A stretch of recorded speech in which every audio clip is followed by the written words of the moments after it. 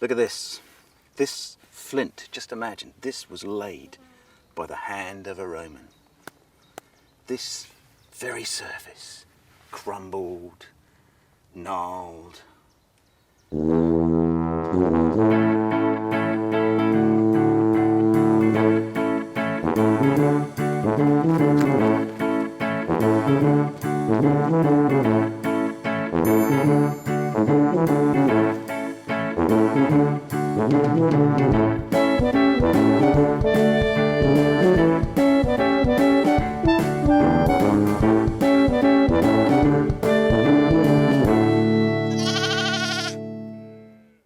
Today's walk takes us up the ancient Stane Street, the Roman road, and starts outside the 12th century St Mary's Church here in the lovely village of Slindon.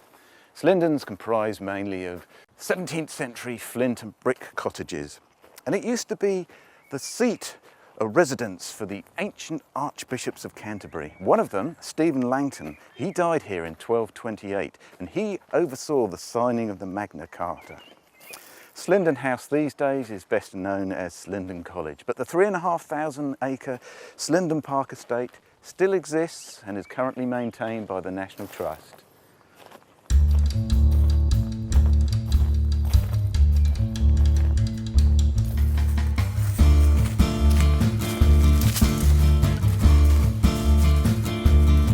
Slindon's a great place to come during the traditional holiday times and festivals.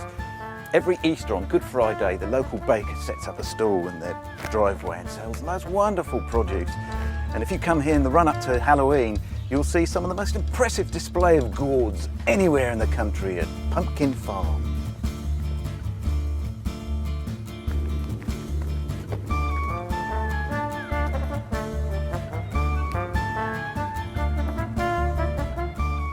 Up there is Bignor Hill, and perched on top of that is a classic folly sat in front of the beechwood.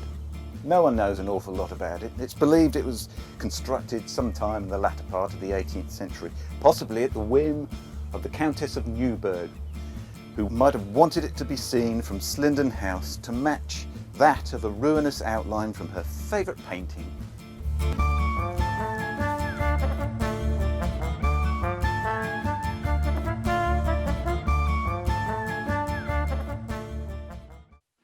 Do you remember in Miranda, do you remember in?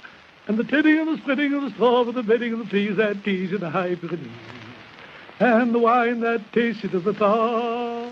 And the cheers, the young mule cheers. Under the vine of Miranda, do you remember in? Hilaire Belloc was a true man of Sussex. He was actually an Anglo-French historian and writer.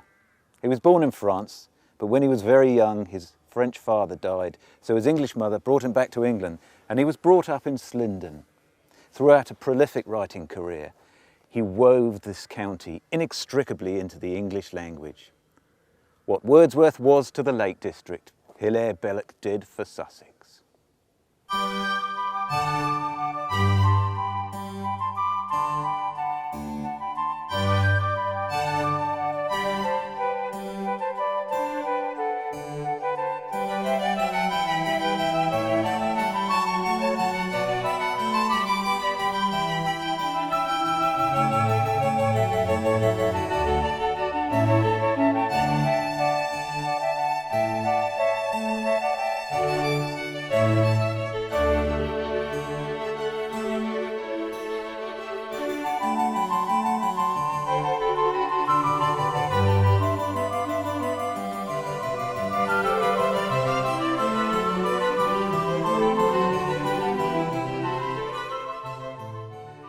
We're here inside St Margaret's Church, here in Eartham, where on the south wall there's a memorial to one William Huskisson. Huskisson came into a personal fortune and fell in love with this part of Sussex and bought the nearby Eartham house. He then carved out a career for himself in politics and became an MP for Chichester and Liverpool. He was a strong supporter of the burgeoning new railway age, and as such was invited to the grand opening of George Stephenson's Liverpool to Manchester Railway on the 15th of September 1830. Halfway through the journey, Huskisson's train stopped to take in water, and all of the passengers disembarked onto the line. Huskisson noticed that in the carriage opposite was his great political rival, none other than the Iron Duke, hero of Waterloo, Duke of Wellington. He went across to shake his hand, unaware that the rocket was coming down the line, and he was hit, and both his legs were badly damaged. He died of his injuries that evening and earned for himself the dubious honour of becoming the world's first railway casualty. Loss and possession, once wrote Hilaire Belloc. There falls no shadow where never shines the sun.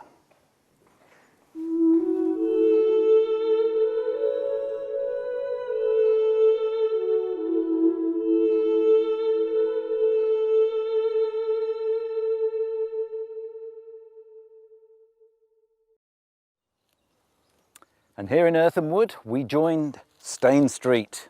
Stane Street was a 56-mile road built by the Romans, connected their towns of Chichester to London. This 2.5-mile stretch we're about to walk from Eartham Wood all the way up to Bignor Hill is some of the best bits to be seen.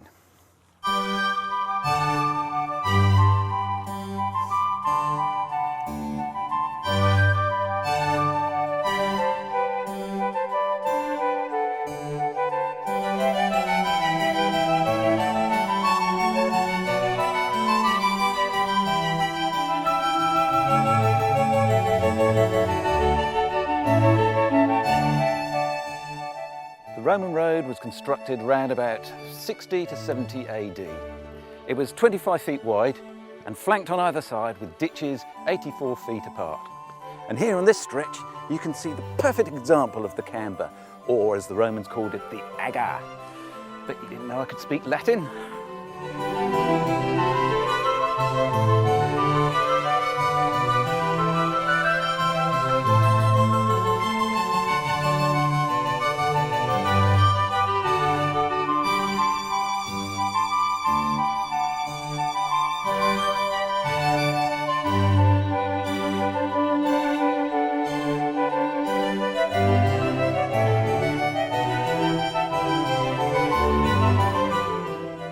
Of course, what you've got to imagine is 2,000 years ago, the whole land around here would have looked different. The whole topography would have been totally altered from that which we see today.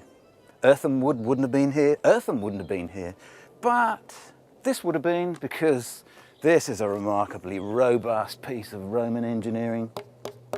Mark my word, they knew what they were doing, those Romans. If a job was worth doing, it was worth doing well. Of course, some construction projects were never completed, like this particular one here. You can see they've started building the camber and the trenches, but for some strange reason they abandoned it. No one knows why. But I have a theory. I reckon the petrol ran out in their little digger here, and they've left it here 2,000 years ago. This little John Deericus model.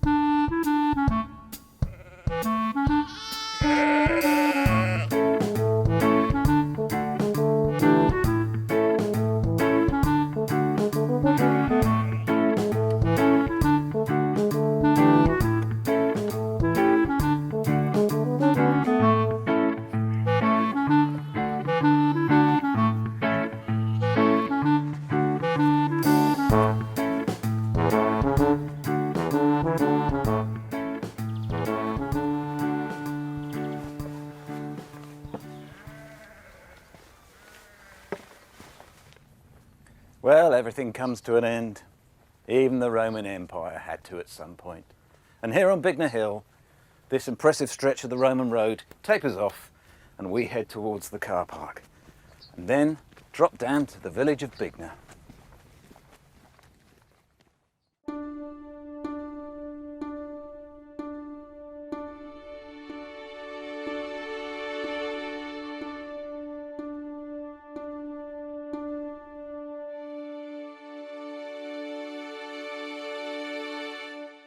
So we've come all the way down to the lovely little village of Bignor. It's got an eclectic style of buildings, including the yeoman's house, the 15th century classic example of a Sussex Wealden Hall house. But I suppose what Bignor is most famous for is its Roman villa, seen just behind me here. It was discovered in 1811 by a local farmer whilst ploughing his field. The 4.5-acre site contains some of the most intricate and well-preserved mosaics seen anywhere in the country.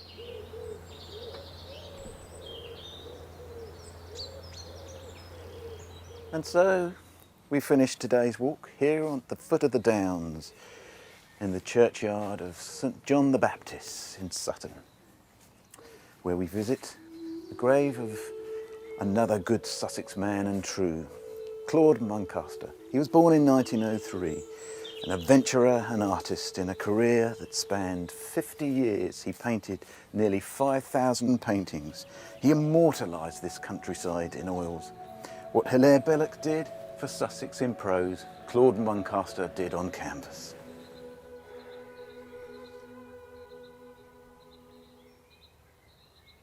Inside the church, you'll get a chance to see one of Claude Muncaster's paintings. It's of a local view taken from one of the nearby cottages of Bignor Hill from Barlavington Down. It was done in the 1920s. I rather like his paintings, and I'm not just saying that because his grandson's filming me right now, but yes, there's a darkness, there's an austerity, but to me it's benign. And ultimately, any artist who can produce a landscape that you really feel like walking through, well, he's earned his corn.